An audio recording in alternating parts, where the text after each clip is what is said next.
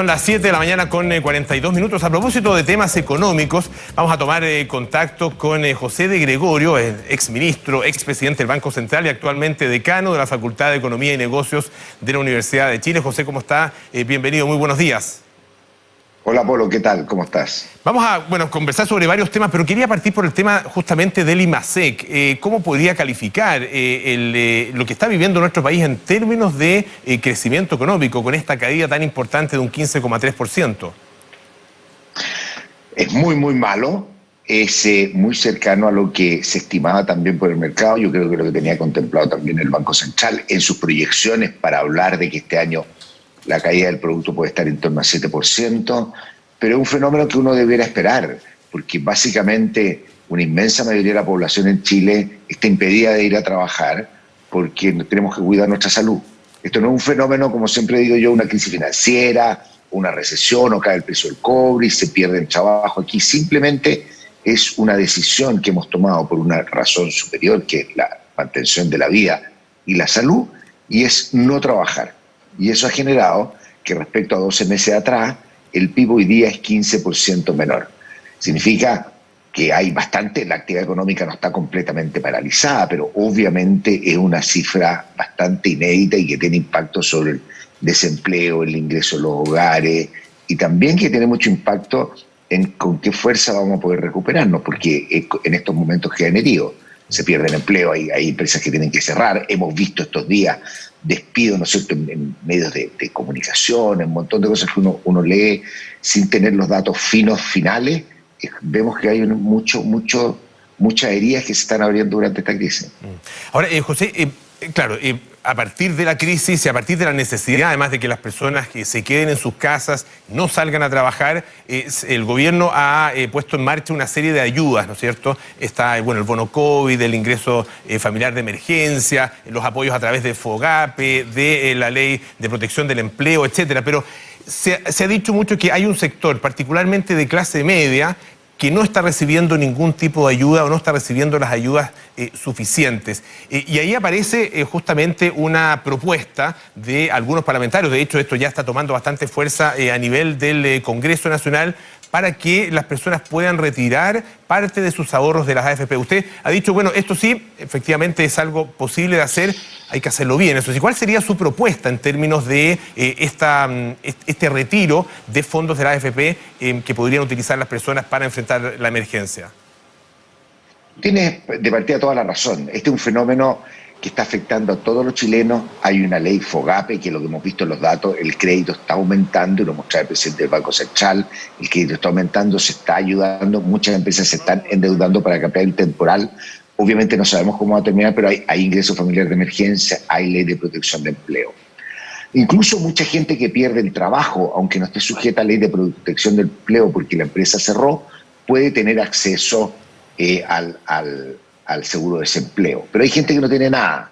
Hay gente que cotizó muchos años y después dijo, me voy a independizar, dejó de cotizar y hoy día en la industria de servicios, ¿no es cierto? Y hoy día no tiene ingreso. Por lo tanto, también quiero destacar que hay otro tipo de cosas que ha ocurrido. Por ejemplo, la postergación que han hecho los bancos con medidas de apoyo regulatorio desde la CMF de los dividendos. O sea, hay mecanismos que están saliendo, pero todavía hay sectores de la población que obviamente no sabemos exactamente el número, y eso también estamos haciendo propuestas y cosas con poco apoyo numérico, pero hay gente que no recibe ningún tipo de las otras ayudas, como lo dijiste tú. Y esa gente puede tener depositado en su fondo de pensiones cantidades que podría, en cierta medida, y eso es lo importante, como digo yo, tomar prestado. ¿Por qué yo hablo de tomar prestado? Porque es bien importante tener una cosa muy clara, que en Chile las pensiones son y serán bajas mientras no haya una reforma de pensiones importante, y que por ser gradual nos vamos a demorar en mejorar las pensiones. En Australia hay una posibilidad de retiro de fondo hoy día, pero obviamente son países que, a pesar del problema de pensiones que van a tener, tienen mejor nivel de apoyo para la vejez. En el caso nuestro, como dicen algunos, no se puede vestir un santo para desvestir otro. Obviamente nosotros tenemos que preocuparnos de que las pensiones van a ser bajas. Por lo tanto, nosotros podemos decir, alguien que tenga recursos en fondo de pensiones, que pueda usarlo y después en el tiempo devuelve esos recursos. Es el 10%, es un porcentaje de ingreso que ha perdido, es un paralelo a lo que hay en la Ley de Protección de Empleo o en el ingreso familiar de emergencia. Son cosas que con los números no tuviera que ver, porque esto no se trata, y también eso hay que distinguirlo de lo que hizo Perú, que dijo 25% de los fondos de pensiones se pueden retirar, y obviamente el sistema de pensiones de ellos es un sistema de pensiones, el sistema de pensiones con ahorro, digamos, es un sistema que obviamente no va a funcionar y se ha deteriorado de manera bastante terminal. Entonces uno tiene que preocuparse de que haya buenas pensiones, pero que haya sectores de la población. No son todos, porque estoy diciendo, hay otros tipos de ayuda, no son todos los cuales podrían hacer retiro de sus fondos para después devolverlo. Y el otro error que también se comete en esta discusión, Polo, muy grande, hay gente que dice, no, es que la gente no lo devuelva, el gobierno le va a dar un bono de reconocimiento. Eso es deuda. Eso es lo mismo que va a salir la plata hoy día desde las arcas fiscales. Y es importante tener en cuenta que nosotros, un grupo de economistas, propusimos un acuerdo y dijimos, mira, para la pandemia asignemos 5 puntos del PIB, 12.000 millones, más o menos, que es una cosa que uno puede ir discutiendo, puede ir calibrando, hasta 12.000 millones. Esos 12.000 millones va a ir toda la ayuda estatal pandemia, más allá por encima de los gastos que se hacen normalmente. Esto debería contarse en pandemia. Y como lo han propuesto algunos parlamentarios, esto podría ser cerca de 20.000 millones de dólares. Entonces decimos, nos gastamos todo lo para la pandemia y más, simplemente en una medida que además sería súper injusta. Porque si todos sacamos el 10%, quienes han contribuido más, que normalmente son los que tienen mayor ingreso, serían quienes podrían retirar más. Entonces por eso hay que pensar esto con calma, hay que ver bien, o sea, no con calma porque estamos en urgencia, lamentablemente la discusión está todavía en términos muy generales de ideas, hoy día podríamos ir a los números, ver qué tipo de cota pone uno, ¿no es cierto?, cómo uno lo acota y cómo diseña el sistema de devolución, porque el problema de las pensiones lo vamos a tener de todas maneras. Baja tasa de cotización, muchas lagunas y envejecimiento de la población.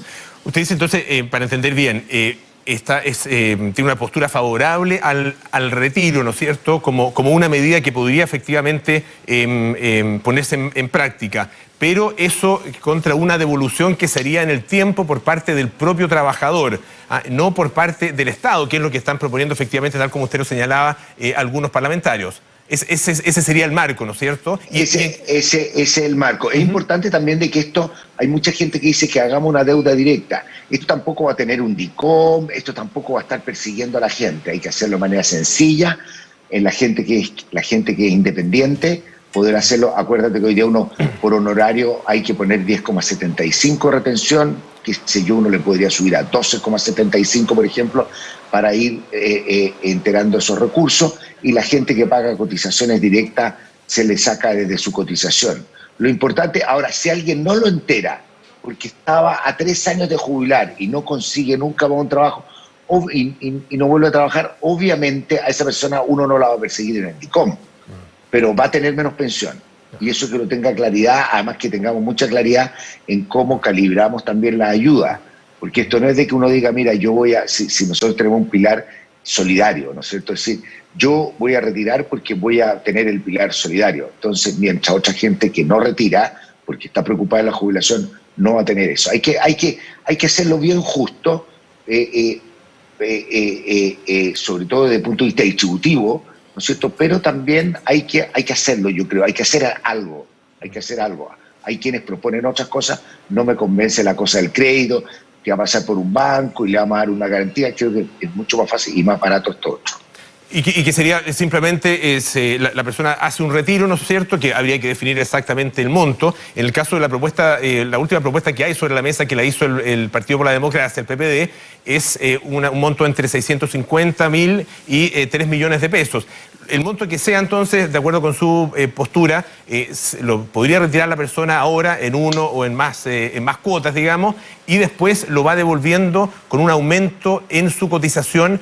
¿Durante cuánto tiempo? ¿Para el resto de su vida laboral? Hay que ver, hay que hacer los números. Hay que hacer los números dependiendo del número de años que te quedan por jubilar. Si tú eres alguien muy joven, vas a tener poco, vas a sacar poco y vas a tener mucho tiempo para pagarlo. O sea, esa es la parte que hay que hacer bien los números. En todo caso, y esto también hay que tener cuidado, porque si los fondos de pensiones están rentando 4%, lo lógico es que yo me devuelva a mí mismo con ese retorno. Entonces, esto no es una cosa... Hoy día nos podríamos endeudar muy barato y podría ser una deuda 0%, pero es una deuda a mí mismo. Me voy a estar igual perdiendo parte de los retornos. No son cantidades que van a hacer una gran diferencia, pequeñas diferencias en tasa de interés, ¿no es cierto? Pero va a depender de cuánto tiempo llevo. O sea, no es una medida gratis. Yo creo que es una parte de una discusión más general que no hay que tenerla ahora, pero que tenemos que tener sobre el sistema de pensiones. Y es precisamente esta gran discusión de bajo qué situaciones de emergencia, ¿no es cierto?, una persona puede tomar desde el fondo. Los planes voluntarios en Estados Unidos, los 401k, tienen autopréstamos bastante más mecánicos. O sea, al final la seguridad social pretende para la jubilación, pero también el ahorro de las personas es para tiempos de dificultad.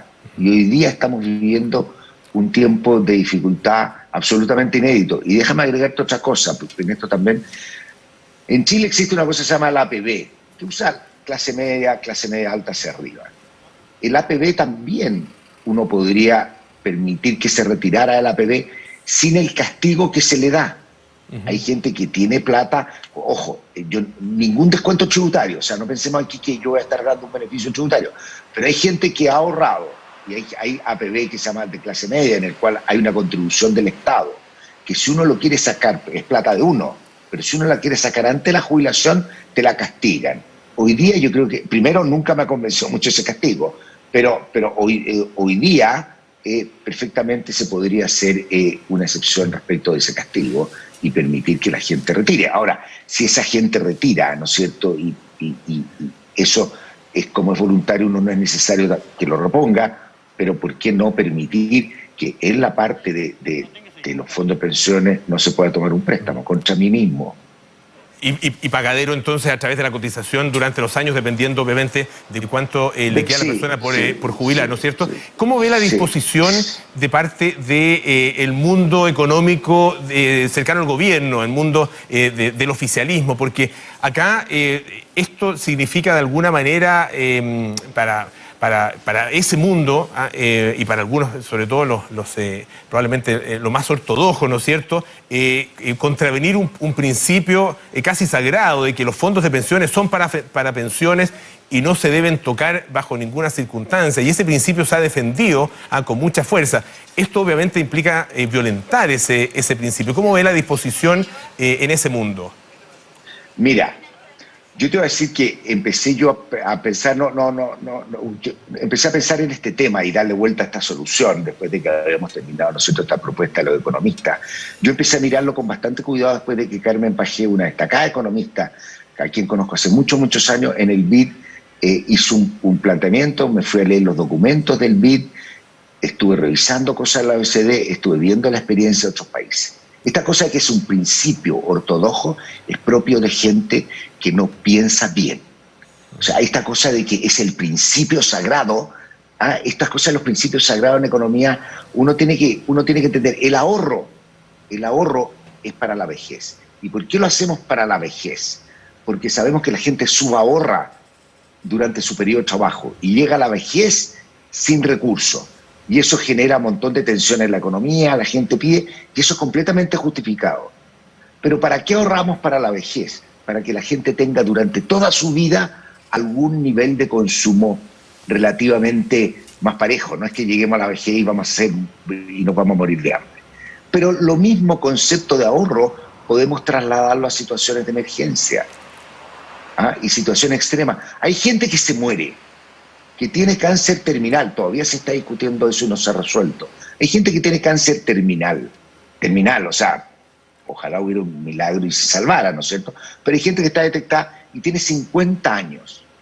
¿No puede retirar su fondo? ¿Va a tener que esperar por un principio sagrado? Entonces, yo por eso a mí de repente no me gusta. Y te voy a decir más aún, yo he conversado con muchos economistas de estos días. Además, muchos me mandan mails, me mandan mensajes, me dicen, está buena, pero cuidado. La única respuesta que he escuchado Primero, esta que abramos un poquito la puerta. Yo digo, si nosotros estamos siempre tratando de mantener la puerta completamente cerrada, nos van a echar abajo la puerta de atrás por insensible. O sea, la primera cosa es que uno tiene que tener mucho cuidado y mucha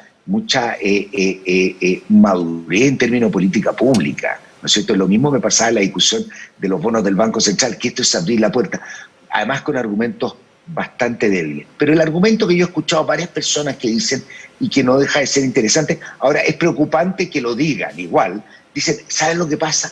Que tú vas a decir, dale un crédito y en 2 años más ese crédito el fisco va a decir, ¿sabe qué más? Yo se lo pago yo, no se preocupe. Ese es como el tradicional problema que hay.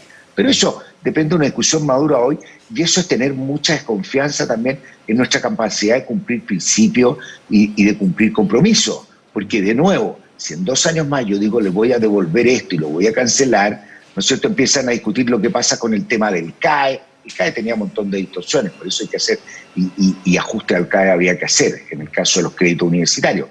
Entonces, lo mismo, lo que tiene que hacer uno ahora es un diseño bien hecho, de manera que no se enfrente con esos problemas en el futuro. Pero no creo que el hecho de que porque esto es abrir un poquito la puerta y el principio sagrado, nosotros no vamos a abordar el problema que tienen hoy miles de familias en una situación inédita, absolutamente extrema. O sea, se habla, yo no conozco los detalles de la calidad de vida durante la pandemia española, pero nunca, en el cual a la gente le hemos prohibido que salga a trabajar, no tener una sensibilidad, decir de que en esta situación excepcional nosotros podemos hacer cosas excepcionales. Y después vendrá la discusión. La OECD tiene los principios para pedir prestado los fondos de pensión y todo eso. Después podrá venir esa discusión. Tenemos que tener una discusión muy seria sobre los fondos de pensión y dejar un poquito de lado la ideología, pero también tenemos que hacerlo con buena economía y con sensibilidad con los problemas reales del país. Y usted decía también que hay que hacerlo de manera justa, ¿no es cierto? Es decir, que el beneficio lo puedan utilizar exactamente las personas que lo necesitan. ¿Cómo llegar a esa definición? ¿Quiénes son, cuál es ese grupo que hoy día podría efectivamente beneficiarse de una medida como esta? En principio, yo diría gente que no tiene ingreso familiar de emergencia, gente que no está sujeta a la ley de protección de empleo y gente que no está con un seguro de desempleo. El seguro de desempleo es la primera línea, está hecho específicamente para eso, ¿no es cierto? Entonces ahí nosotros primero partimos acotando el universo. Déjame decirte algo súper impopular porque es mi caso y yo no lo haría, pero es mi caso. Quienes hemos mantenido el trabajo y hemos mantenido nuestro ingreso, por ejemplo, el grueso de los funcionarios públicos, no podríamos hacerlo. Nosotros no podemos hacerlo. Entonces lo que uno tiene que... Entonces la pregunta, aquí hay una pregunta que hay que ver con la gente que entiende más de los procedimientos, es cómo detectar o certificar o verificar que hay una pérdida de ingresos que pueda dar acceso a esto y no que haya otro tipo de apoyo. Va a seguir habiendo discusión. Yo esperaría que en vez de estar discutiendo de repente tanto el detalle si es o no, como dices tú, un principio ortodoxo, yo creo que es hora que, yo es cierto que hay un poquito de temor en Chile, porque después del estallido social se vinieron propuestas y se vino un debate que abrió el mundo precisamente a mi juicio al exceso de ortodoxia y no haber visto cómo transitar en muchas políticas y hacer cambios. Pero obviamente uno tiene de repente cierta preocupación, pero la preocupación no pasa por no discutir, la preocupación pasa por hacer diseños de política razonables. José de Gregorio, muchísimas gracias por esta conversación con Tele 13 AM. Que tenga muy buenos días. Gusto haber estado contigo, Polo. Igualmente, José, muchas gracias. Son ya las 8 de la mañana con 1 minuto.